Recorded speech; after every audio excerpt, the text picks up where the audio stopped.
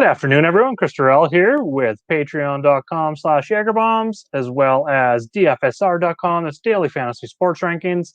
My article is up. I posted it here in chat to start things off. If you guys haven't checked that out yet, go and click that link. Projections are being updated. Lineups are being loaded as we speak as well. Looks like I need to dim my light here a little bit. Just give me a second. We're going to talk some DraftKings, some PrizePicks. Let me just adjust that light. I don't know if my controls, there we go. A little less glare on the screen. Yeah, so here for patreon.com/JagerBombs, that is the address you can go to find content. It's going to give you access to our Discord channel, as well as MLB only is $10 a month. It's going to give you access to, like I said, the Discord, as well as our cheat sheet, one-on-one coaching, core plays, stacks, pitchers, prize picks, FanDuel, DraftKings. We kind of cover it all. Even started some showdown today. It's not going great, but we're hoping the Jays can walk it off here. Going to be absolutely awesome if it happens live.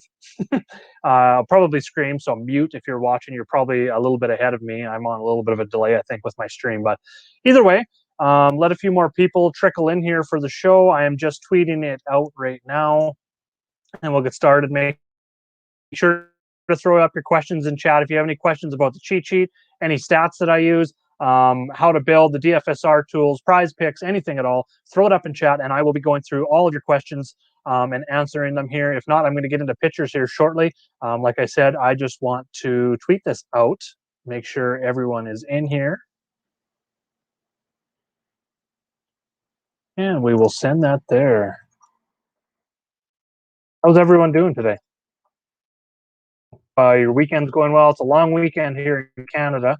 It's actually Saskatchewan Day here in Saskatchewan. We were really creative with our civic holiday naming. I don't know, it was like 5-10 years ago or something like that. I think they had a vote to kind of pick the holiday name, because it was just used to be called just the civic holiday August long.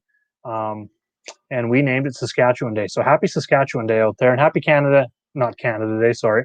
Happy civic holiday, whatever you call it, whatever province you're in. So I think it's called the Terry Fox Day in Manitoba, Ryan was telling me, but definitely have a great day out wherever you are in Canada today, and wherever you are anywhere. Just have a great day. Even if you're working, I'm sure your work day in the States is pretty much over. 6 p.m. Eastern here, 4:03 Mountain Time, Central Time, whatever you want to call our time. Saskatchewan, we move time. So it's a real weird place. It provides a lot of weird people right here. Join in if you want to talk some baseball. It's like we're going to extra innings in Toronto. What's everyone's opinion so far this season? They've watched enough baseball with the extra innings put in the last out on second start in the inning. I personally like it. It's got some shorter games, but it presents a whole brand new strategy, which I really, really like. We see a lot of I thought there'd be more teams bunting. That has not been the case whatsoever. Matt, how's it going? Thanks for tuning in. I honestly thought there'd be more bunting with that going, moving that runner over to third. There really, really hasn't. For the ones that I've watched, I'd love to see the stats on it. I haven't compiled any of those yet or anything, but that's kind of my feelings. But it does add some excitement. 12 inning games, 13, 14 plus. We're not going to see those anymore. Hate it. Yeah, I know there's a lot of people that just, it's kind of a split thing, but it's more of the injury thing, just the way sports are going with. I mean, I used to love baseball when pitchers would go 9 innings. Pitchers would go 130 pitches. There wasn't a pitch count. Now it seems to be this magical number of 80 to 100 pitches. We got to shut guys down because of injuries. We don't even know if they're going to get. I don't personally like it. It's a totally different game than it used to be. So I really enjoy watching and tune in and watch the games where we see those pitchers, those workhorses that do go deep into games. I love watching those pitchers go. And MLB.com is awesome, the app or whatever, watching 4 or 5 games at once when we get a huge, awesome pitching slate. Moving into tonight, though, we don't have one of those huge, awesome pitching slates, a whole bunch. I'm just going to move the sheet over. Looks like I didn't prepare enough here, so we will expand that so we can see it. We're going to start with pitching. Pretty weak slate overall in terms of pitching, 7-game slate. I mean, when Andrew Heaney is number 1 in my model, I'm always scared shitless. he's been very up and down. He can be really, really good, but he can be really, really bad. This will be his first start for the Yankees as a huge 250 favorite going up against Baltimore. The price is right for him as an SP2. These four pitchers are really the only ones I'm looking at. Megal is my own personal number one for sure, 9,600. It's only about 600 more. I'm going to go over and check it out here real quick. I believe it's only 600 more than where it was in his last start. I believe he touched 9K, 9,200. So it really didn't go up that much, although it seems like a lot for a rookie pitcher. He's been tremendous. He's gone 5+ in, let's just go down in 5 of his last 6 starts. He's only given up more than 2 earned runs once. He's only given up 1 or less earned runs, so 3 earned runs combined in his last 5 starts. Absolutely amazing. We're not seeing, huge that double-digit K upside, but I think he's got a nice safe floor in that 17, 18-point range. That's what we're looking for cash games. And then I do feel he's got 25 to 30-point upside here, which puts him in that GPP as well. And I don't think we necessarily need those value multipliers necessarily tonight, just because of the smaller slate and the options that are available. And then I talked about Heaney. His last 2 starts with LA were actually pretty decent. He went 6 and 7 innings, only 4 hits. But of course, he's always given up those runs. It's the walks. When he starts giving up walks, he just gives up those 4 hits. It doesn't matter because he always seems to get punished when he gets multiple walks, especially when he gets multiple walks in. He always seems to be the pitcher that gets punished, not being able to keep those guys on base for whatever it may be. That's the way it goes. Jays just got scored on. Gosh darn it. And still not out. All right, I might just shut that off so I can concentrate here. But anyways, Heaney now with the Yankees has got pretty big win upside. Not win upside, win potential, win equity, however you want to put it, as a huge favorite. I do see him going 5+ innings tonight. I see like 5 to 7 strikeouts. A very solid. We're looking for about 16 to 17 points, kind of as a floor. I'd take that 15 right in here when he faced. At LA. They got that listed a little bit weird here, but in his last couple starts, 15 I would take. He's got that 25 to 30-point upside, which is even bigger points per dollar return than Megal. I kind of put him a little bit worse floor than Megal, but I believe his points per dollar upside, not raw points upside, but his points per dollar upside, because he comes $1,000 cheaper, is a little bit higher. I think the chalk build is obviously going to be those two put together, and when you do that, that gives you a 39.75. Then you can go and punt catcher. Always seems to be what I do when I'm paying up for, and I talk about paying up 8,500, kind of that mid 8K range and up on DraftKings. I immediately go and try and punt a catcher. Raleigh's 2,200 facing Waka. Waka's an interesting one. I'll go back to my pitchers here in a second. He's been good. He's got 3 hits in 3 of his last 4. I mean, for 2,200, I'll take a hit. I'll take that. 10 points is amazing. That's 5x. But even like a hit and a walk or something, 4 points is really all we're looking for from those punt guys. But what it really does is allow us to pay up for those 2 pitchers, which are going to be chalk.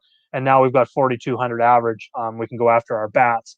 For GPP pitchers, Desclafani, I think, is going to be a little bit cheaper than Megal. It's going to be close, though. He's a huge -200 favorite. So, you know what? They could be pretty close to the same. If you want to pay up for Megal and Desclafani, I think that could be a possibility. I just think a lot of people will go Heaney just because of that little bit lower price, and it allows you access to some more bats there as well. Gives you an extra 700 in salary. It's a pretty good upgrade. But Desclafani, he's been awesome in terms of whip, 3.10 ERA, under 4 xFIP, so not too much worse in terms of the xFIP here. Doesn't walk anyone. That's awesome. Doesn't give up a lot of opportunities. Arizona is complete trash. So Desclafani is going to be there for me.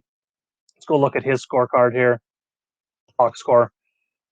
Shortened out in his last start. Give up 6 hits early and 4 runs to LA. They pulled him. Take that one out of there. LA, he looked pretty good before that. He's gone 6+ and 4 straight before that. And 5+ consistently. We got, he's been very, very consistent. It's just the price is up after a bad start. But we're looking for about 18 points on DraftKings out of him. And I think that's kind of, his floor is a little bit lower than that. Not much, like 16, 17, I kind of got it. So any of those 3, I think you can go with. And if you want to pay up for 2 of them, I think you can go. Now there is a home run for the Indians. So we'll be shutting off that game. Oh, bullpen. I thought we went out and got some goddamn bullpen. Anyways, moving on. Heim for catcher, 2,700. We'll go look at him here real quick. It's 500 more. He's at home. He's been good. Yeah, 5 hits in his last 3 games here. Home run machine lately. So he is just scorching hot, and he's facing Rodriguez. Yeah, I'm totally fine with Heim. He would be right up there as a top punt catcher as well. I do like that. So I am on board with you for Heim for 500 more, probably a little bit more. Where were we here? Oh, I was on DraftKings when I was looking at that. Yeah, so there's Heim there. Look at his splits. Not great, but I mean, for a punt catcher, 290 WOBA, 83 WRC plus, I'll definitely go with that. The other one I was talking about was, where is it here? Can't find it, but yeah, I'm with you there.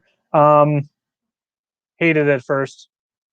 Yeah, I think they're keeping this for playoffs. I think this is a full thing in terms of the extra inning stuff. So now moving on to the other GPP pitcher. I've hummed and hawed about this all day, and I think you can go both ways. I think for Waka, you can play him. He's been decent.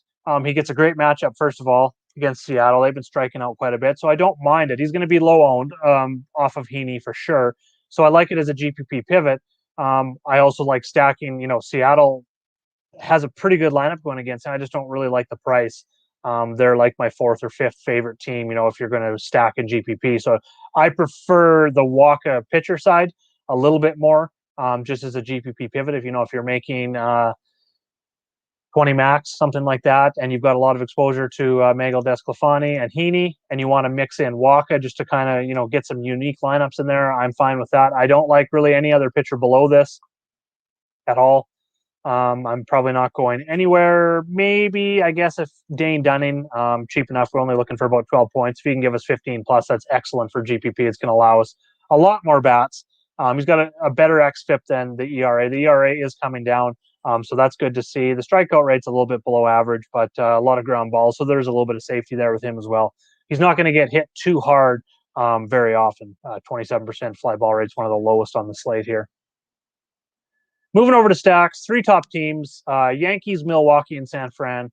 First of all, on DraftKings, let's jump over and have a look at the Yankees here. It's just the prices. This lineup is just silly. If you thought the Jays lineup is silly, this is almost as silly, if not sillier, especially the prices right now. DraftKings hasn't caught up to the pricing, by the way. LeMahieu 5,100 is pushing it, but he's leading off. I love that spot. We're going up against Jorge Lopez. I see the Yankees putting up 5+ tonight. Rizzo and Judge under 5K is a dream.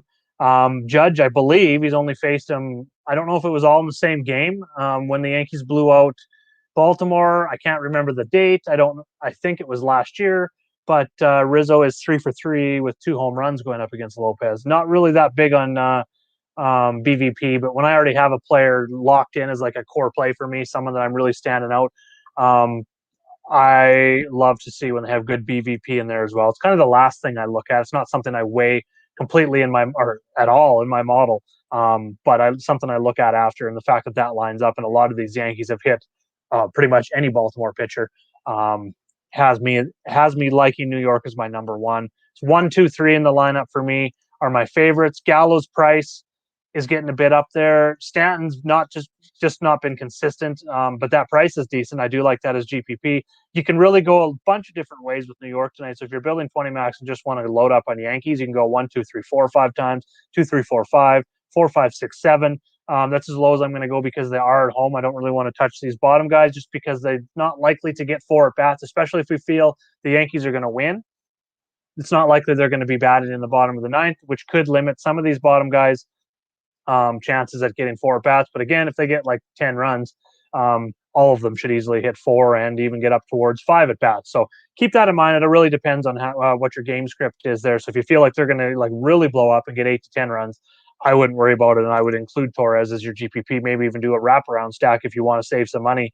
Gardner's hit Lopez very well in there. So if you wanted to go just to get some money to get 1, 2, 3, 4 in there on DraftKings, you could wrap around and go Gardner 9, 1, 2, 3, 4, or just 9, 1, 2, 3 as well if you want to go that route. I wouldn't do that for cash, but for GPP, that's most definitely in play. Second team, Milwaukee going up against Bryce Wilson. Terrible ERA, terrible xFIP. He gives up a lot of walks and hits. Not a ton of home runs, but still below average. Not good at all. 42% hard contact. Second highest barrel rate on the slate. And a barrel rate is just using MLB.com MLB Savant metrics, StatCast metrics. So it's pretty much looking at your exit velocity, your launch angle, pitch speed, and putting it all together just to see whether or not the batter hit it in the barrel. Like obviously, once it hit, they have a certain threshold that they go by that tells you if it's a barrel or not.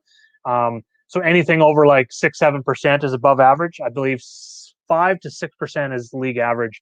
So anything really getting up in that 8 to 10 and over 10 is something you want to target. Now, I would keep in mind that Josiah Gray is a fairly top prospect. He came over in the trade for Max Scherzer. He's got a high barrel rate here, but that is coming off of one appearance. So keep that in mind. Very small sample size when breaking down these stats. That's why I include games started here, so you can kind of see the sample size. We can really dig in a little bit more to each pitcher and kind of see, okay, well, that's only one start or 2 appearances or whatever. It's a small sample size. We can really kind of knock that back a little bit, especially considering that he is a top prospect in the game. Still pretty young. I don't think he's going to go very deep in the game. So if you do like Philly, that's fine. Something I would look at it. If you're thinking that a pitcher is not going to go deep into the game, I would really consider using this bullpen report. What I like here and what really stands out for bats going up against Pittsburgh. Give me just a second here. We got Milwaukee going up against Bryce Wilson. So then if we think they shell him, he goes 3 to 4 innings. He's out of there. Well, then we want to start looking at the bullpen to really maximize our upside for GPP. For cash games, I'm not really looking at the bullpen a whole lot unless it's like an opener that's starting the game type thing. But for GPP, we want to maximize our upside. Let's look at, first of all, the bullpen doesn't rank very good on the season. Come into the bullpen report tab at the bottom. So, yeah, they're ranked 18th overall on the season in terms of ERA, second worst ERA over the last 7 days. And the other thing that stands out here is the 1.91 whip is the worst by a long shot. So they're giving up a lot of walks and hits out of the bullpen. So if Bryce Wilson gets shelled, goes 3-4 innings, we might have 5 to 6 innings of a very crappy bullpen. So Milwaukee is right up there. I know they're frustrating. Been very frustrating for me. Wang and Adames. Here we go again. They've just been super frustrating because I play them, I write them up, they go over. The rest of the lineup, bottom of the lineup, gets like 7 hits. I don't play them, the whole team at all. The bottom of the lineup sucks. The top of the lineup goes absolutely insane. It's been one of those, but I don't worry about that too much. I try and keep my feelings like that out of it, that kind of tilt out of it, just because we don't want to miss these good spots just because a team was bad for us last time out. That is something that's just terrible for your bankroll. So I'm taking that out. Milwaukee's in a great spot.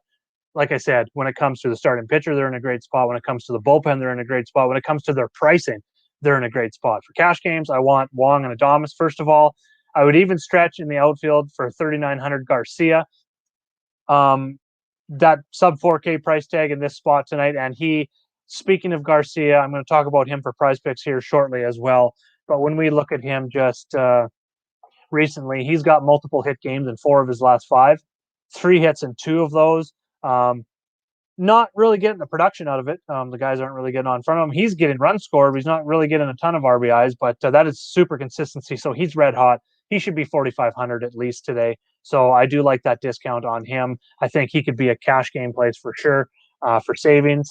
So I'm going to fit him in there. I really just, when it comes to first base, I really do think locking Rizzo in is the play here. Batting second in this lineup. He gives us, he's been really, really good since he came over. I think he's just a player that really needed that change. He was hitting like 217 as a Cub. It just wasn't great. They all knew they were going to get traded this whole season. It felt like it's been the narrative. So him getting into New York, I think has been great for him. He's at home, left-handed park, left-handed hitter's crush here in that short porch at Yankee Stadium. 4,700. I think he should be like 55 to 6. It's probably going to be there very soon. This seems like another one of those buy lows, especially on a smaller slate like this, where the Yankees are projected for the most runs. I think this is just a spot where we have to play Rizzo and cash games. GPPs, I'm fine with, like I said, going a bunch of different ways with New York to get different exposures to different ownerships throughout the Yankee lineup, because there's upside from top to bottom, absolutely top to bottom exposure there. So I definitely like that. But for cash games, Rizzo is number 1 for me with the Yankees. And then if we talk about Wang, 4,400. I just love that price too. So when we get Meagle and Heaney in there and punt catcher, Raleigh with Seattle, if you want to go that way, or like you said with Jonah Heim, who's been red hot, that's probably going to be the better play. Good call on that, KCC. Thought I typed that in here. That still leaves us when we get Rizzo, Wang, and Garcia. That leaves us with an average of 4K. I mean, you could go. What was LeMahieu here? 5,100. Yeah, that's getting there. You could go three smaller slate. I'm okay going with three. So we get our three Milwaukee guys, but that's a little bit high price for Adamas as well. I'm trying to stay in that kind of in that, let's say, a balanced lineup build tonight for cash games because I am going with Heaney and Megal. I'm not 100%. I'm really debating if we take him out and throw Desclafani in there. It brings us to that 3,850. We're going to have to find a little bit more value. So let's jump back over to the sheet here and go to our next teams. Tampa Bay, San Francisco stand out for me. The San Francisco is where I'm going to go. They're facing a righty. They've been way better versus righties, 8% better, a whole lot better in terms of power, like 40 points almost in terms of isolated power, 14 points in terms of WOBA. They have been, are they at home? No, they're on the road tonight. So slightly worse on the road, but still 98 WRC plus on the road is among the best in the league. So keep that in mind. So that's still pretty good. And they lead the league in power on the road. Makes a lot of sense because at home they have one of the worst power parks, but look at that. It's because they lead the league in home runs. Or I'm not sure if they still lead the league in home runs, but it's close. So if we jump over to their lineup here, also they're facing Taylor Widener.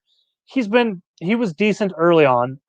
Things have gotten real bad. He's given up 5+ earned runs in his last two starts, so he's been struggling big time. You can see why. He's coming back. This is where I always talk when you see a guy. I think like 2 starts ago, before these bad starts, his ERA was around. Let's just go have a look at it here. This will be like a little lesson here, looking at difference between ERA and xFIP. Oh, this is for anyone that is new to this site. This is Fangraphs. It is a free site. You can pay to get no ads on here as well. You do get some other features on there as well. It's like $20 for a year. It's super cheap. Absolutely love it. But there's a lot of things that you can do on here that I like. What I'm going to do is just I want to single out. I have to go back here. I will get into PrizePicks here just shortly. We've got about 5-10 minutes left. So if you do have any more questions, throw them up in chat. I'm going to talk about some value plays, and I'm going to jump into PrizePicks. I just want to kind of talk about why I look at. Okay, so before those 2 starts, he was coming in with a 2.54 ERA, 5.16 xFIP. That's a difference of 2.5 runs. xFIP is more of a taking out a team's defense, more what his ERA. It's a lot closer to what his ERA should be versus what his ERA actually is. So when I see a very low ERA and a very high xFIP, it tells me that a pitcher is going to be coming back. He's going to have some regression coming his way. Well, it definitely came. Five earned runs in each of his last 2 starts. 5 walks in his last start. Three home runs in his last 2 starts. So I absolutely love that spot for San Francisco. Now let's just jump over and look at their lineup here real quick. It's not in yet. I'm not sure if it is in. I do like Lamonte Wade, 3,500 on DraftKings. Yastrzemski's still pretty cheap, 4,200. I know Chris Bryant's making his debut. He homered in his first game yesterday. He'll be in the lineup near the top. He's probably going to be a little bit lower priced than he should be moving forward as they get into this, because he's just the big bat that just jumps into the middle of this lineup. Just a bunch of guys that, for how this lineup right here is leading the league in home runs and leading the AL West over the Dodgers and the Padres, is absolutely amazing and really just shows you their depth. And looking at their price, that shows you exactly that they don't have that one hitter that's just been out of this world, although Buster Posey has been absolutely amazing. So you can really grab, it's going to depend on their lineup. I'm just going to bring it up here. Just give me a second. See if it's come in here, and then I will answer a few more questions. Giants lineup is in, yeah, so I'm going to look at it here. I haven't been able to put it in. It came in since I started the show. So we got Yastrzemski leading off, 4,200. I like that for sure. I don't mind 3,500 on FanDuel either. Chris Bryant is batting second. He is 5K on DraftKings. I'm going to fill it in for you here as because they are a core team for me, so I do want to talk about them. Yastrzemski, and then we've got Chris Bryant, and we've got Crawford, Posey, and Dickerson, Aaron Ruff, and Duggar, and Solano, I think. Here we go. So there's their starting lineup. I am perfectly fine with Yastrzemski here at 4,200. I think that makes a lot of sense. Same with Bryant, even though he's 5K, he hit a home run in his first. You could maybe keep it to GPP if you wanted to with the Giants. Alex Dickerson, it's been a terrible season, so it'd be GPP only, but that price in this spot versus Widener just makes a lot of sense if you really do need the value and really want to go there. I'm also going to jump over to the outfield position tab here and just look and see if there's anything that we can maybe target down here. Robles leading off, you could take a chance. I mean, it's not been great. He's minimum price, so that's really the only minimum price plus his opportunity batting leadoff. I think you could go that route. Phillies bullpen has been terrible on the season. But very, very good lately. So keep that in mind. But he's going to get probably 4 at bats here as a leadoff hitter. He's minimum price. So, I mean, even if we get a hit and a walk out of him, even if we just get a walk out of him, I think we're going to be doing all right there. So I'm all right punting him if you want to go that route. I'm all right punting Austin Hayes. I know I like Heaney. If you do want to go one batter against your hitter, just kind of as a low price guy here, if you're not playing Heaney at all, it is Austin Hayes. He's hitting second in this game with a very high total. Like I said, Heaney can be really good. He also can be really bad. He gives up a lot of fly balls. And Austin Hayes is a 371 WOBA, 138 WRC plus, and 12 point, like a very low K rate. So there's a lot of safety there, and over 200 isolated power versus left-handed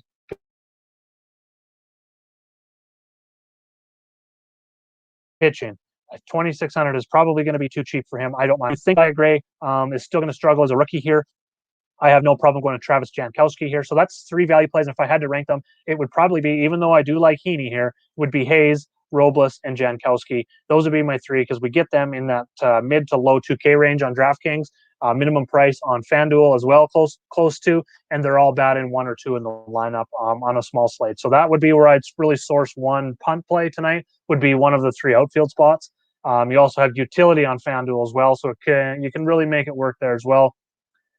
I've had some people, Yaz and Judge, I think, are great plays tonight, center the cash. I'm going to jump back to DraftKings here, and I'm going to put Yaz in here. See where that takes us. Yeah, 3,700.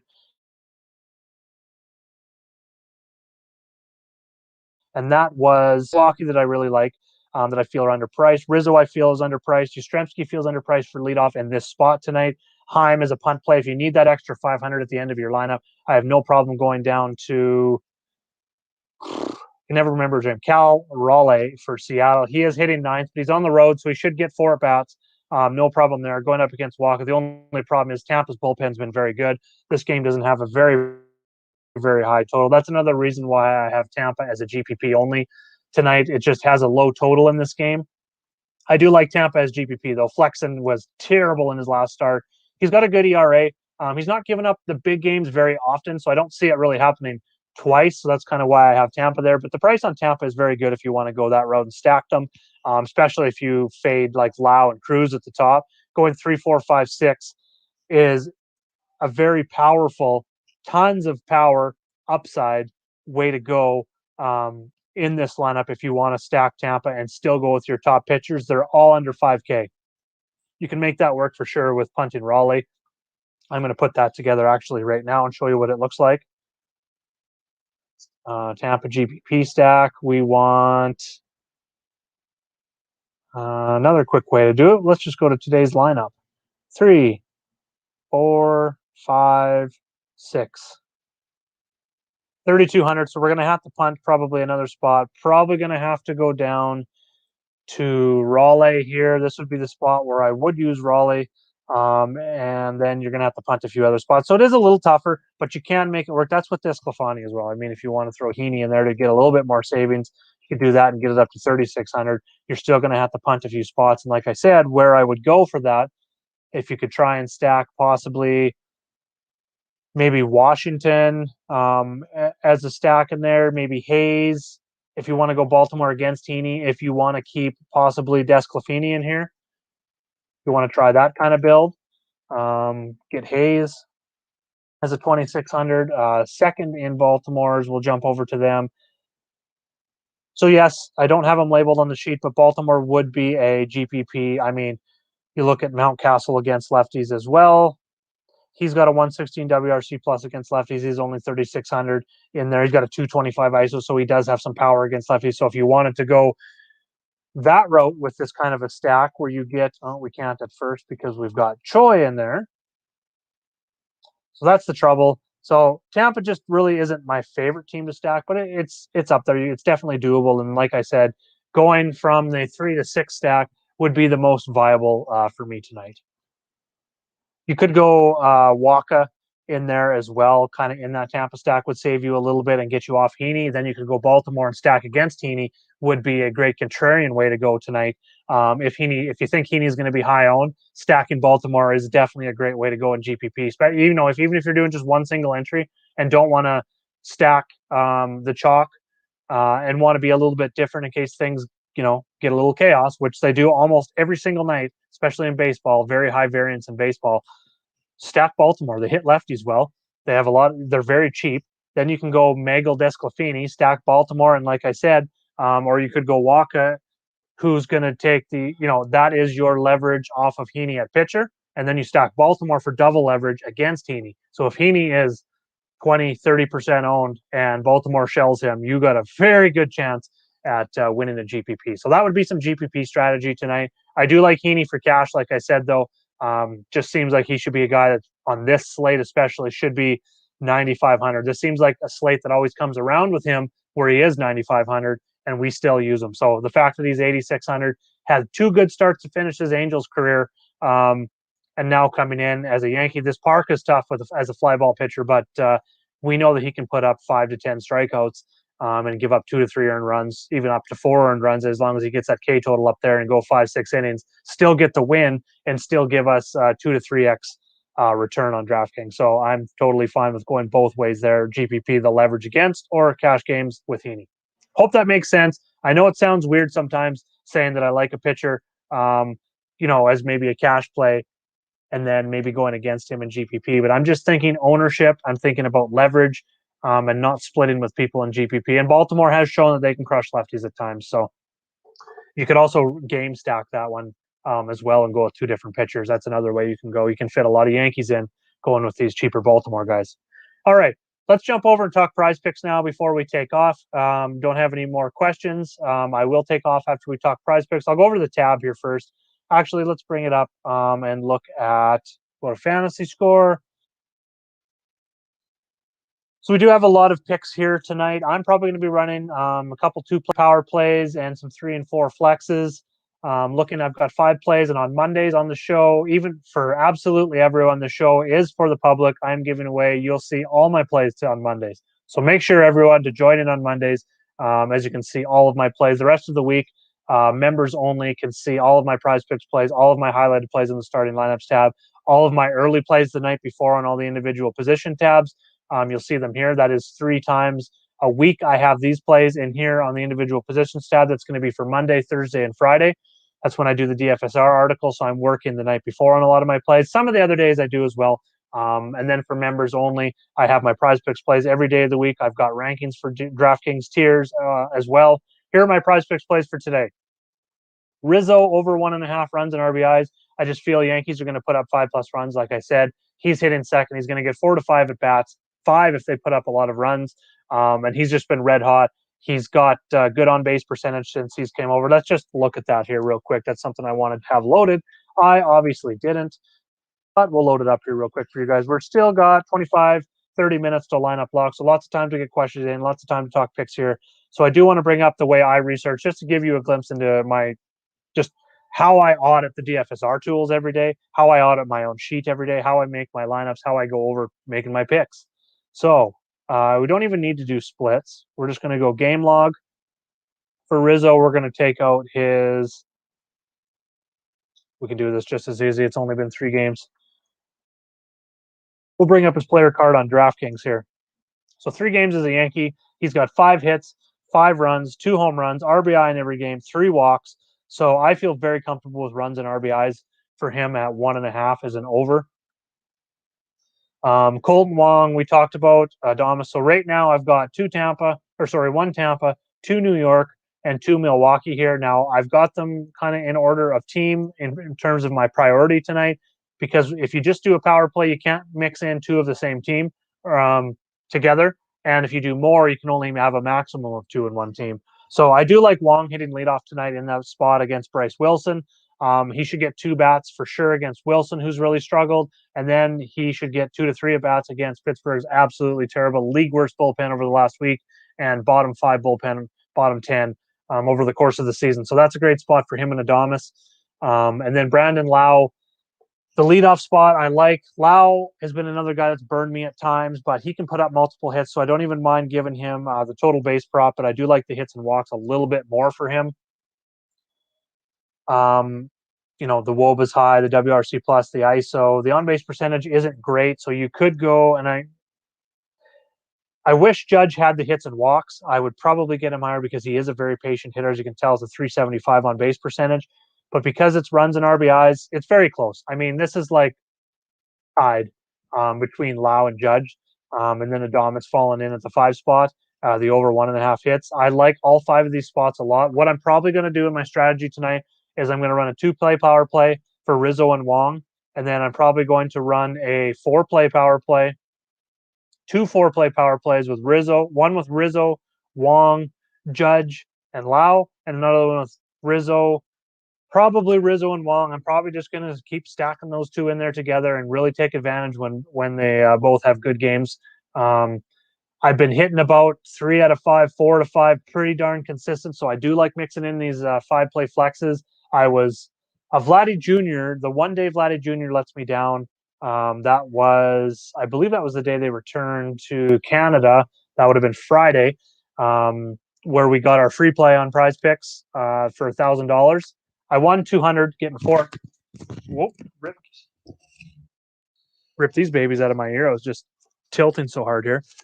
I was a Vladdy 2 RBIs runs away from $1,000. I won 200, but I'm still working on that promo up here. Got 155 left on that. So what I'm probably going to do, like I said, 2-play power play. I do like running possibly 2 4-play power plays and a 5-play power plays. Probably what I'm going to do, and I do like running Rizzo and Wang in both of those 4-play power plays. But if you don't, I would probably rerun Rizzo and Wang, Lau and Adames, and then Rizzo or Wang, these 4. Take Rizzo out and go Judge, or Judge and Rizzo. I don't mind running them together even. There's a bunch of different ways you can go about it, but if you want to mix and match, depending on how many lines you do, if you're just doing 2-play power plays, mix all of them together. You can probably run. I'm not good at the math. I know I like it on the sports books. You can just select the trifecta or whatever, and it'll tell you how many bets you get going 2-play parlays on all of these. But I think you can do probably about 10, mixing in 4 plays here. So a lot of different ways to go. But this is definitely how I rank them tonight over on PrizePicks. And if there's no more questions, no more anything, that kind of wraps it up for tonight. Thanks for joining in. Join me again on Friday. Be giving away another $10 gift card. Eden, I'm not sure if yours showed up yet through email. I'm going to have another look at that to see. It said it can have delays. Their support told me sometimes it can take a day or 2. I did double check that email, and it just was a copy paste from me. So if that doesn't work, I may have to try and cancel or something, but I will get you that gift card either way. Going to give away another one on Friday as well. So tune into that show. And I've got a PGA Preview short little recorded video coming out later tonight as well. I'm going to be looking at the sheet, some course history, some current form coming in, and a few of my early plays that I will be looking at for the WGC St. Jude Invitational. Thanks a lot for tuning in, everyone. Thanks for all the support. And let's go get some green screens tonight. Cheers.